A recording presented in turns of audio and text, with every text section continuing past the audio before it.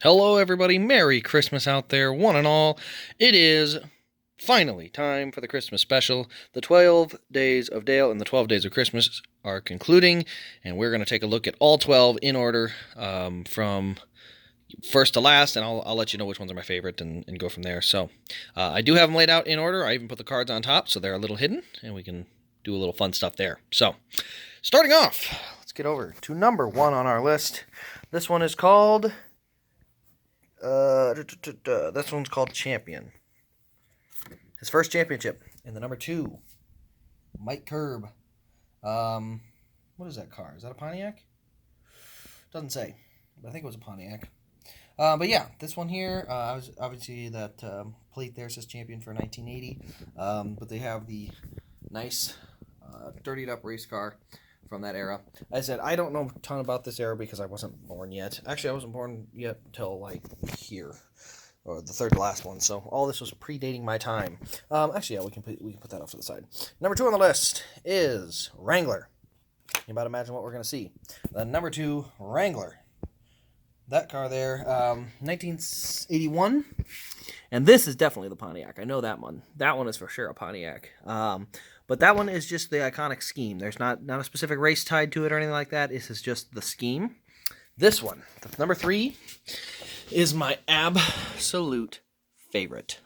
This one, windshield wiper. And you can see why. Look at all that. Just dirty everywhere. Get over to the right side there. You can see all the dirt on there. No right side window because it was a short track. Get over to the left side, same deal. Look at all that. It's just... This is what makes this car so cool, is it was a very dirtied up. It's also in the Monte Carlo style body, so that helps a lot.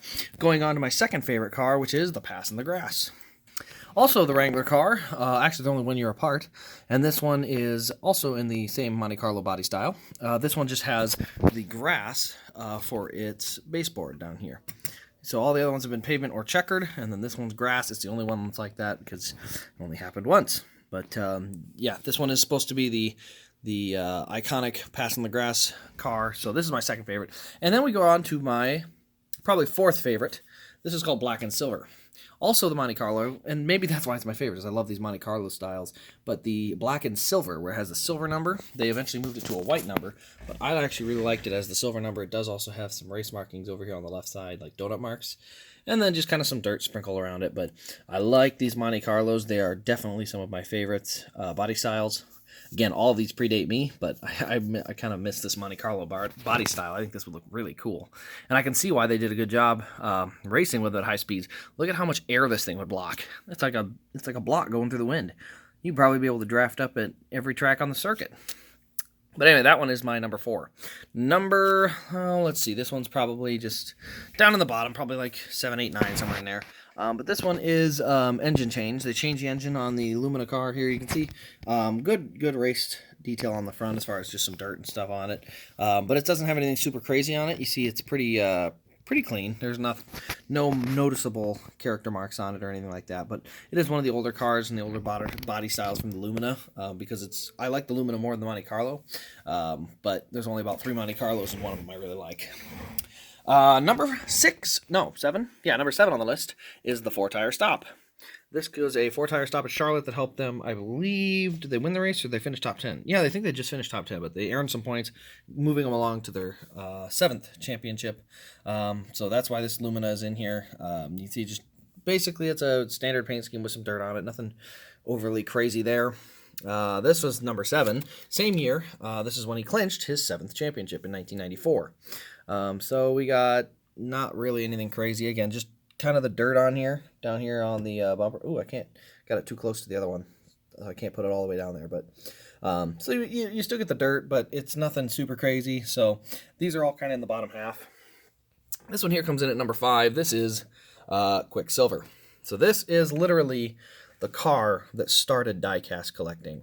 He ran this car, and Lionel or Action at the time had so many pre-orders, they said, what are we doing next year?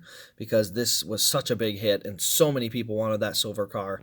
And this really kicked off the diecast phenomenon that everybody kind of got to. And has sort of built up an entire channel of diecasts. and stuff. So yeah, that kind of kicked it off and started it all. All right, now we're going to number 10. I would say this one on my list is probably number 6 or so. Well, maybe 7. This is Bricks. This is the Brickyard 400 win. He did get that win in 1995. So it's kind of based off of that one. I don't know how accurate the race detail is. You see a mark on the number there. But otherwise, just kind of, again, the normal thing they've done here is just put a lot of dirt on the front of the car. And then a few marks on the sides if they were noticeable. But for the most part, they've stayed pretty consistent on just dirt markings on there. So not a super crazy car. It's more, again, the significance of the Brickyard 400 because that's a big deal. Number 11 is starting up front. This was literally a pull run from Watkins Glen after he had an injury, and it's a pretty boring car. This is probably my least favorite in the group. Monte Carlo body style, not a fan. No race detail, not a fan. Just a little bit of dirt on there. It's a perfectly fine car on its own, but compared to all the other 12, it's definitely last on my list. And this one comes in at number 3 or 4. This is the Daytona 500 win. And this one doesn't have anything crazy on it either, but it is the Daytona 500 win, so that is what keeps it up there, is because it's significant. This was an iconic moment in the sport of NASCAR, having all of the teams come out and congratulate him on pit road. So that's a big deal that that happened, and to make a car from that's pretty darn cool. Especially when you have it with the whole set of 12. So I'm going to get backed up here. Take a look at all 12. There we can see them.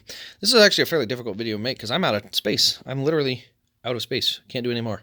But I do have all 12 here. The whole set was acquired through a pawn shop, so this has been really fun to be able to make these videos for the last 12 days. Definitely enjoyed it. So if you guys have, please do give it a thumbs up. Also do subscribe for more diecast content. This weekend's Sunday special, so 2 days from now, we're going to go through and look at this. Not that car specifically, but it'll be in the video. We're going to do the top Mountain Dew cars that I have in my collection, as we found out last week or sometime earlier this week, I can't remember, that Mountain Dew would be leaving the sport, and I'm very disappointed for that because I love the Mountain Dew cars. So we're going to go through those on Sunday, so stay tuned for that. Other than that, this has been Race Grace. Thank you all for watching. I hope you have enjoyed, and I hope you all have a very Merry Christmas, and we'll see you in the next diecast review.